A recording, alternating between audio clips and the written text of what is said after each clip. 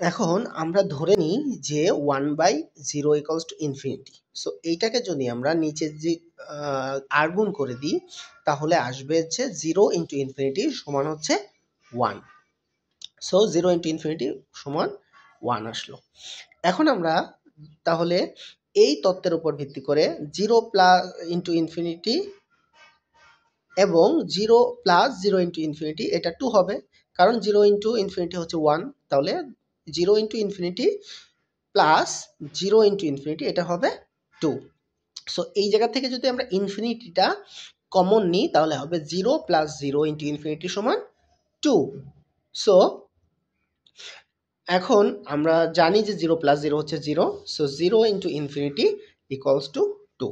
So এর আগে আমরা দেখলাম যে 0 ইন্টু ইনফিনিটি হচ্ছে 1, কিন্তু এখন দেখছি 0 ইন্টু ইনফিনিটি হচ্ছে 2।